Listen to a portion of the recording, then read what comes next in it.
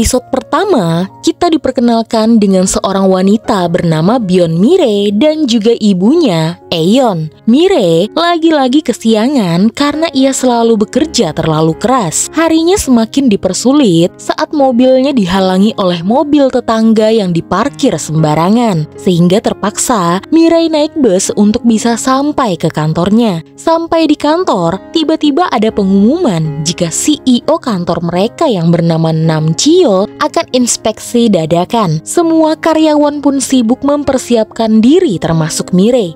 CEO perusahaan yang bergerak pada bidang perusahaan dagang atau retail itu kemudian menginspeksi salah satu supermarket bernama G+. Di sana tidak ada stand jualan yang lolos dari kritikannya. Daging kepiting yang tidak fresh, apel yang tidak segar, sayuran yang sudah layu, dan juga daging. Semua karyawan yang bertanggung jawab pada stand itu tidak luput dari ceramah dari CEO Nam, sampai pada stand topoki yang menjadi tanggung jawab Mirae. Rupanya, ibu Mirae, Aeon, membantu putrinya untuk menjual topoki-topoki yang ada di sana. Dan karena kerjasama ibu dan anak itu luar biasa, penjualan topoki di supermarket itu meningkat. Dan CEO Nam bangga bahkan mengingat nama Byeon Mirae. Tapi sayang, karena terlalu bekerja keras, Mirae pun tumbang dan pingsan. Tapi ia masih sempat bilang kepada rekan kerjanya untuk tidak memberitahu ibunya. Karena moto Mirae adalah, jika kau bisa melakukan segalanya sendirian, jika kau bisa melakukan segalanya, maka kau akan sampai ke suatu tempat. 뭐든지 다 하며 살면 뭐라도 된다. Mirae pun dibawa ke rumah sakit oleh satpam J+ yang gagah dan kuat bernama Nam Taepyeong. Tidak hanya mengantarkan Mirae ke IGD, Nam Taepyeong berusaha menjaga Mirae agar ia tidak kabur dari rumah sakit. Karena setidaknya Mirae harus menghabiskan infusannya terlebih dahulu. Sayangnya saat di IGD, Mirae mendapatkan telepon dari ibunya. Ia berusaha terdengar baik-baik saja agar ibunya tidak curiga. Ternyata ibunya menelpon karena apartemen mereka kebakaran. Mirae langsung berlari pergi dari rumah sakit. Bahkan ia tidak membayar tagihan di rumah sakit. Mirae yang bertemu ibunya di lokasi kemudian mencari si bungsu. Bungsu di sini bukan adik Mirae, Byeon Hyunjae, yang juga selamat dari kebakaran tersebut, tapi anjing kesayangan Mirae dan juga ibunya. Tapi mereka bersyukur semua orang yang mereka kenal selamat dari kebakaran tersebut. Sayangnya, sang pemilik rumah di mana kebakaran berasal dari rumahnya atau unitnya tewas pada kebakaran itu. Seorang penyewa bernama Pak Lee kemudian berasumsi jika kebakaran ini disengaja. Karena terdengar kabar jika sebenarnya kakek tua si pemilik rumah itu tidak mau menjual apartemen yang dinamai Villa Family ini. Dan sekarang tiba-tiba ia tewas. Alih-alih mewarisi villa ini kepada putrinya, kepemilikan Villa Family justru jatuh ke tangan orang lain. Dan kemudian rekan Aeon, Ah Jong-in, mendapatkan telepon jika 3 penghuni yang sebentar lagi masa sewanya berakhir termasuk rumah Aeon harus hadir untuk bertemu dengan pemilik yang baru karena ada sesuatu yang ingin ia sampaikan. Aeon sebenarnya khawatir karena ia takut uang sewa rumah mereka akan dinaikkan atau mereka akan diusir. 부동산 앞에서 봐? Sementara itu, saat Mirae di kantor, ia mendapatkan pesan dari ibunya jika akhir pekan ibunya ingin mengadakan upacara kematian ayahnya. Ibu Mirae, Aeon, berpisah dari suaminya yang mana adalah ayah Mirae, dan Mirae sangat membenci ayahnya. Ia bahkan tidak mau bertemu lagi. Namun tiba-tiba tepat setahun yang lalu, ada sebuah berita kecelakaan di televisi dan kabarnya pria yang mengendarai sepeda yang mereka ketahui adalah milik ayah Mirae dan Hyunjae itu dikabarkan tewas. Ada rasa bersalah di dalam diri Mirae karena saat ayahnya masih hidup, ia tidak mau menemuinya.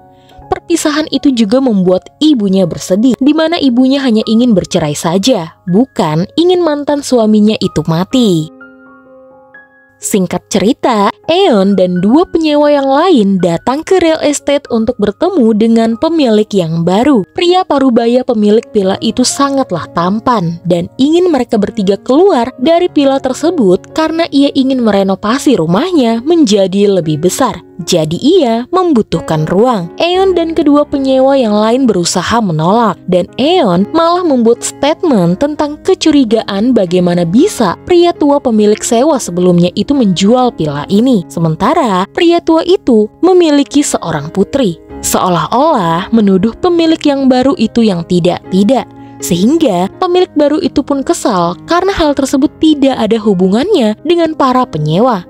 Dan pria itu memberikan waktu seminggu untuk mereka bertiga memberikan jawabannya. 대체 이게 무슨 마른 하늘의 날벼락이야. Eon tidak mau memberitahukan putrinya, Mirei, tentang masalah mereka di villa ini. Jika mereka benar-benar diusir, mereka tidak punya biaya untuk pindah. Mirei sudah cukup pusing dengan biaya hidup mereka sehari-hari dan juga biaya kuliah adiknya. Untuk masalah ini, ibunya tidak ingin putrinya itu jadi terbebani lagi dan ia harus mencari cara untuk bisa mengatasinya sendiri. Awalnya, Eon mendatangi putri pemilik sewa yang bekerja menjadi supir taksi. Ia ingin menanyakan mengapa dia menjual villa. Ternyata karena putri pemilik sewa sebelumnya itu tidak punya pilihan lagi. Jika ia mewarisi villa tersebut, ia harus membayar pajaknya. Sementara ia tidak punya uang, karena ia hanyalah seorang janda 2 anak yang selama ini ayahnya tidak pernah membiayainya. Eon pun merasa kasihan. Ia pun kemudian bertemu dengan An Jong-in, dan rupanya Jong-in sudah lebih dahulu membuat gebrakan. Ia mengirim pesan kepada pemilik sewa dengan berselfie dan menunjukkan kecantikannya, lalu memohon agar ia tidak diusir dari villa ini.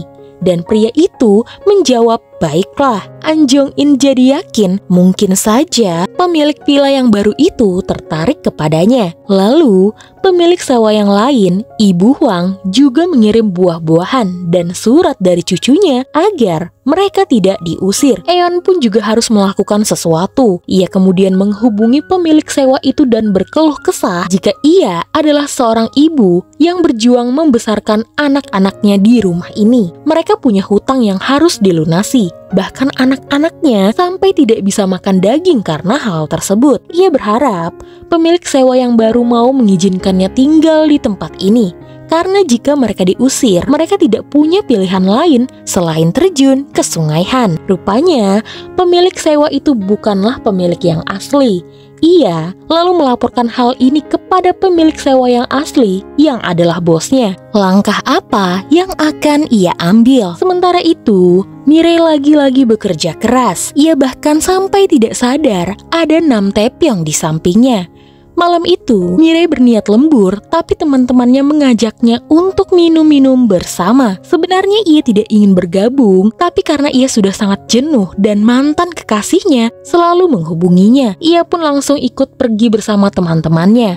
Di sana, ada satu temannya yang cantik karena selalu ikut gym dan pilates. Bahkan ia juga pergi ke salon. Mirei bingung bagaimana bisa temannya itu banyak kegiatan sembari bekerja keras. Temannya lalu berkata, jika ia mencari uang untuk bisa melakukan apapun yang ia mau. Dan hal tersebut membuat Mirei jadi iri karena selama ini ia mencari uang untuk keluarganya. Teman-temannya lalu melihat ponsel Mirei yang dari tadi bergetar karena telepon dari Kwon Oh Hyun, mantan Mirei, si anak mami. Mereka jadi geli sendiri jika ingat dengan mantan Mirei satu itu. Meski tampan, tapi pria itu benar-benar red flag. Bayangkan saja, untuk potong kukunya aja, pria yang sebenarnya tampan itu harus menunggu ibunya. Dan ia ingin menikahi Mirei karena sebentar lagi ayahnya pensiun dan tinggal bersama mereka. Karena hal tersebut, Mirei pun jadi trauma untuk berpacaran lagi. Saat pulang ke rumah,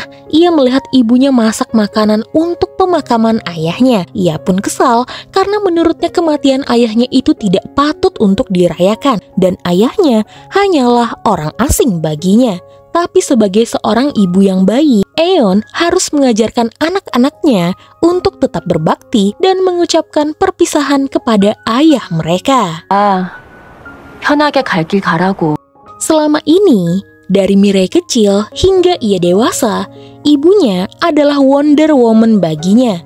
Ia selalu menjaganya dan membesarkannya dengan penuh cinta. Ia sampai heran apakah ibunya ini memiliki tubuh lebih dari satu, sehingga apapun bisa ibunya selesaikan. Sampai akhirnya Mirei diterima bekerja di J+, dan Mirei menyuruh ibunya untuk tidak bekerja lagi. Ia akan menanggung semua kebutuhan ibunya. Karena sekarang ia yang akan menjadi Wonder Woman untuk ibunya. Jadi demi ibunya, ia pun setuju untuk mengadakan upacara kematian ayahnya. Malam itu, Mirei, ibunya, dan adiknya Hyun-jae melakukan upacara kematian. Bahkan Eon menyuruh anak-anaknya bersedih karena biasanya dengan begitu arwah orang yang sudah meninggal akan pergi dengan tenang. Setelah selesai melakukan acara peringatan kematian, tiba-tiba Hyun-jae melihat seorang pria berdiri di depan pintu rumah mereka. Ia kira itu adalah arwah ayahnya yang datang untuk makan malam. Tapi ibunya kemudian sadar itu bukanlah arwah,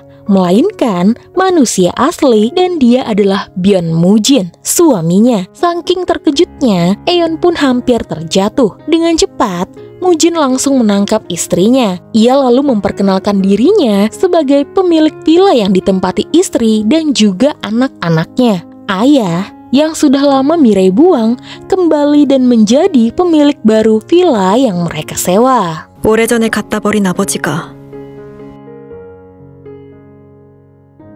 Semua orang pun kebingungan bagaimana bisa ayah mereka membeli villa ini dan bagaimana bisa ayah mereka hidup kembali. Jadi 11 tahun yang lalu, Eon memilih untuk berpisah dengan Byun Mujin. Eon menyesal sudah pernah bertemu dengan Mujin, tapi ia bahagia pernah melahirkan Mirei dan juga Hyun-jae, kedua anak-anaknya. Mujin dulunya adalah seorang atlet. Sayangnya karena pergaulan bebas, ia pun menjadi ayah di usia belia dan terpaksa mencari uang untuk kebutuhan rumah tangganya. Tapi bukannya mencari uang, Mujin justru membuka bisnis yang selalu berakhir gagal dan tidak kembali modal. Padahal modal yang ia dapat adalah dari hasil jerih payah Eon. Bahkan tidak jarang Mujin mencari pinjaman untuk memulai bisnis lain, dan ujung-ujungnya gagal juga. Akhirnya Eon menyerah dan melepaskan Mujin. Dan entah apa yang sekarang Mujin lakukan hingga membuatnya menjadi pria yang sukses dan mampu membeli gedung villa tersebut. Singkat cerita, Mujin pun berencana tinggal di villa itu di unit yang pernah terbakar dan mulai merenovasinya. Ia ditemani putranya Hyun-jae yang masih tidak percaya jika ayahnya masih hidup. Mujin pun akhirnya tahu jika selama setahun ini Eon dan anak-anaknya mengira ia telah mati setelah mendengarnya dari Hyun-jae. Namun kemudian Mirei datang menghampiri ayah dan juga adiknya. Ia menyuruh Hyun-tae pergi dari sana, lalu berbicara dengan ayahnya yang sudah lama ia anggap tiada. Mirei dan ibu serta adiknya akan pindah dari villa ini. Jika ada sesuatu yang ingin dibicarakan oleh ayahnya, Mirei ingin ayahnya itu menghubunginya saja, bukan ibunya. Keputusan Mirei untuk pindah disetujui oleh ibunya. Meski lagi-lagi Mirei harus mengambil pinjaman, mereka harus segera menjauh dari Byun Mujin. Meski sebenarnya Hyun-jae enggan karena tahu ayahnya kaya raya. Setiap hari, Mirei dan ibunya berkeliling mencari rumah yang bisa mereka tinggali. Sayangnya, mencari rumah tidak semudah yang dibayangkan. Karena selain mahal, mereka juga harus melihat kondisi rumahnya. Dan ternyata, limit pinjaman Mirei sudah sampai batasnya. Ia tidak bisa meminjam uang lagi. Hal tersebut semakin membuatnya pusing. Dan lagi, saking tidak fokusnya, ia tidak sadar jika ada Nam Pyeontae di sampingnya yang tidak sengaja mendengar apa yang dibicarakan oleh Mirei. Sementara itu, Mujin pun akhirnya pindah ke villa itu. Ia lalu berkenalan dengan para penghuni di sana. Dan di sana ada Pak Lee yang mencurigai Mujin. Ia yakin Mujin adalah dalang di balik kebakaran dan punya hubungan dengan tewasnya pemilik villa sebelumnya. Saat keadaan kacau balau karena selain bekerja, Mirei juga harus mencari rumah. Mirei bertemu dengan mantan kekasihnya, Kwon Oh Hyun. Ia tidak terima Mirei meminta putus. Harusnya dialah yang memutuskan Mirei dan mencampakkan Mirei. Kejadian ini terjadi di dekat tempat kerja Mirei, dan pada saat itu Semua orang, rekan-rekan kerjanya, dan yang ada di sana melihat keributan yang dibuat oleh Kwon Oh Hyun. Mirai pun enggan ribut dan menyetujui semua yang Kwon Oh Hyun katakan jika dirinya lah yang dicampakkan oleh Kwon Oh Hyun. Setelah berpisah, Mirai yang malu dengan keadaan itu pun berniat pergi dari sana. Ia berlari, lalu terjatuh yang membuat kakinya terluka. Untungnya pada saat itu, Nam Taepyeong datang dengan sepedanya. Lalu ia menawarkan diri untuk membawa Mirai pergi dari sana. Tanpa pikir panjang, Mirai pun setuju dan ia pun berboncengan dengan Nam Taepyeong yang membawanya pergi dan menyegarkan pikirannya. Sebelum berpisah dengan Mirai, Nam Taepyeong juga memberikan plester luka untuk Mirai. Dan Mirai baru sadar jika yang membayar rumah sakitnya adalah Nam Taepyeong. Ia ingin menggantinya, tapi sayang ia tidak bawa uang cash. Untungnya saja Nam Taepyeong tidak mempermasalahkannya karena menurutnya biaya rumah sakit itu tidak banyak. 괜찮아요. 얼마 안 나왔어요. Sementara itu di villa, semua orang bertaruh bagaimana bisa Mujin kaya raya. Masing-masing memasang 50.000 won. Ada yang bertaruh karena kripto, ada yang bertaruh karena saham, dan ada juga lotre. Dan yang lebih ekstrim, pelaku pembunuhan. Pak Jang yang kebetulan kenal dengan Mujin langsung mendatangi Mujin dan menanyakan bagaimana bisa Mujin kaya raya. Mujin pun hanya tertawa. Karena yang jelas semua orang bakalan kehilangan uang 50.000-nya. Mujin lalu bertemu dengan Eon di depan villa. Sebenarnya ia tidak ingin Eon pergi karena ia tidak keberatan mantan istrinya dan juga anak-anaknya tinggal di villa ini. Dan ia tidak akan memungut biaya sewa bulanan. Mujin bahkan bertanya apa Eon tidak merindukannya. Karena sebenarnya dahulu meski mereka berdua sering bertengkar, mereka selalu bersama. Namun di bisnis mereka yang terakhir, di mana mereka berjualan topoki, Eon pernah memperingatkan Mujin untuk tidak mengacaukan bisnis yang sebenarnya pelan-pelan mulai naik ini. Ia merelakan semua tabungannya dan juga polis asuransinya demi bisnis topoki ini. Bahkan Eon berkata kepada Mirai untuk tidak perlu khawatir dengan biaya kuliahnya. Karena dari kedai topoki ini, ibu dan ayahnya akan membayarnya. Tapi nyatanya, tidak lama kemudian, Mujin berbuat ulah dengan meminjam pinjaman yang bunganya 2 kali lipat. Terpaksa, kedai topoki mereka pun disita. Hal tersebut membuat Mirai benar-benar membenci ayahnya yang sudah sering diberi kesempatan oleh ibunya. 꺼져요.